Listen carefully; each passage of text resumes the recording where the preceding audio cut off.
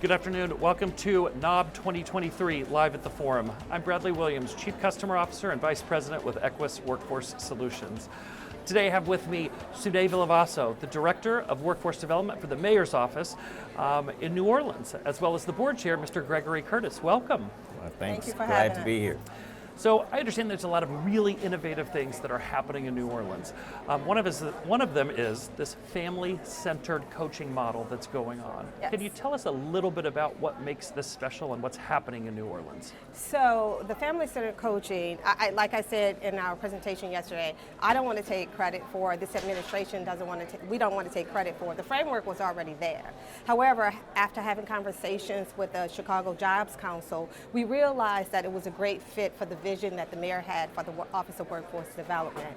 What it does, it doesn't just look at the individual, it looks at the individual within a family unit. So it made no sense if we were talking about creating healthy individuals and then creating healthy families create healthy neighborhoods and communities.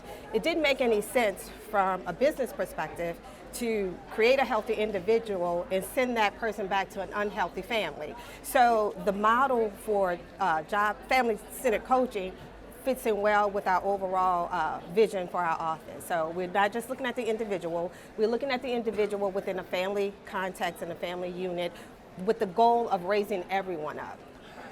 So with that being the vision, which I think is excellent, Yeah. I applaud you for your efforts in it.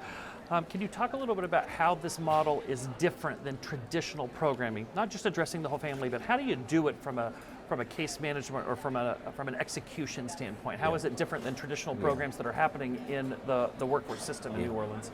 Well, traditional workforce solutions really deal with the individual. And we believe that the individual is tied to a network, if you will, or a system, just as we have a workforce system. And the individual is part of a system of siblings, of many components that affect the individual's life and their ability to do well in the workplace and to thrive and to be successful. And so we take into account all of those things, and it's more of a mentoring type relationship than a one-on-one that this individual, this is a cookie cutter program we have, this is what we're going to connect you with, instead of taking into account that individual and many barriers that they may come through the door facing, and making sure that we're really speaking to their needs as it relates to helping them be successful. You know, we talk a lot about the village and all of that, and people think, okay, but we all individually have our villages, and we all individually have groups of people that we need to bring along with us, and that are part of our success. And that has to, for this model, we have to take that into account. I just want to add to that and piggyback on that too. A lot of our programming is individualized, right? Sure. We have no programming that looks at the family unit. And so family-centered coaching provides just that. It's just not, because families don't segment their lives, right? So why should our programming do so? And it's not just looking at what we call the traditional family. It is taking a look at those who affect this individual's success or lack thereof. Mm-hmm.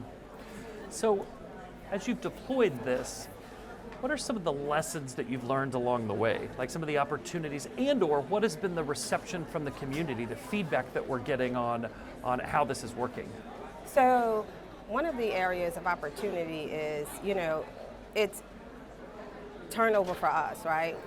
We train people to do this work, and then for whatever reason, people decide they want to move on to bigger and better. Mm-hmm. Workforce development you don't get rich working for workforce development. So that's one of the impediments to family-centered coaching. And then we have to make sure that we're hiring the right people, because we have to have people who really believe in this model, because it's very intensive, it's very family-focused. So in order for it to work, you have to build those positive relationships. And so that's one of the impediments, just getting people to understand the why we're doing what we're doing, the purpose. I forgot the second part of that question. How has the community received it? So far, greatly, because I think Leonard gave several examples on yesterday when we did our panel discussion.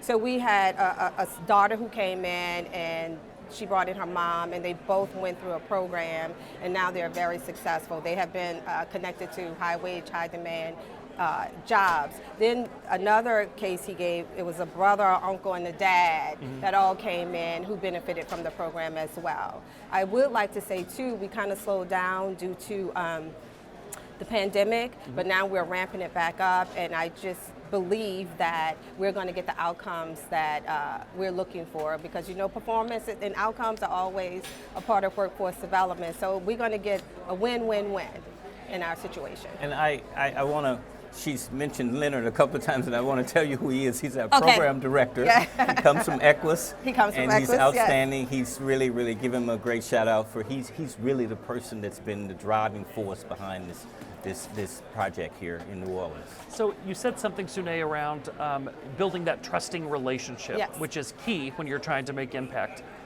So for the families that you've engaged, what happens if a family if they're not receptive immediately to the family-centered approach? How has that worked, or how do you overcome that to build that relationship to get the whole family involved? So the beauty of this, we don't force anybody to participate in this program. If they come in and if they're adamant that they don't want to be a part of it, then we have other services that we can provide for them. If they come in and they just want immediate attachment to employment or training, we provide that. Yeah. So it has to be a buy-in from them, the family, and additionally the coach we put in front of them. So we don't force this on anyone. We just talk about the benefits of the program, and if they're not ready, we can't force them to be ready. Yeah. They have to be ready for this. And that goes back to what Sunae said about the trust, having the right individuals in place to really frame this up for the individual. And if you don't have the right people to frame it up, you're not going to get that buy-in. And they have to be trustworthy. They have to be an individual that the client can relate to. And if it's just really focusing on. That's why we had to really do a deep dive and a really deep focus on who's in these positions. Someone who are ready to be in a long-term relationship with individuals in this type setting are really the perfect individuals. Those who are really on a career path, who's really trying to move up the ladder, and their job history shows that they're just transitioning all the time, and probably not going to be the perfect individual for this position. And I would like to cap it off with, just because they're not ready when they initially come through our doors doesn't mean they can't circle back and be provided with that particular program, enrolled in that particular program. So it sounds like you've got some great success stories already, some impact that has been made. Yes. What advice would you give to other workforce development areas if they wanted to approach this model and see if it worked for their area? What would you tell them, your peers? I would tell them it's a great investment, time-wise, resource-wise. We use it as a preventative strategy and a retention strategy.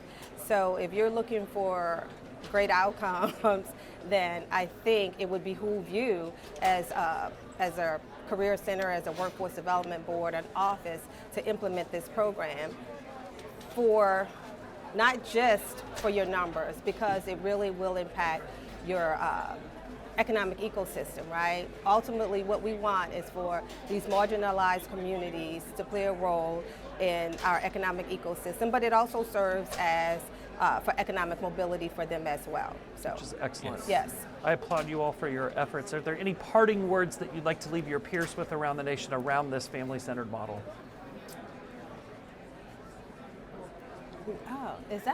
That was a good question. Right? Yes. Yes. Wow. Any parting words? I think it's about meeting people where they are. Yeah. And we say that a lot, but I think this is really... This is a program that really does that, meet people where they are. So yes, you're right, meeting people where I would definitely say this is a program that everyone should implement. The benefits of it outweigh whatever energies you have to put in on the front part. So yes, thank you for that. Well, we appreciate you leading the strategy on this and making impact on your community, and we're thankful that you could join us today.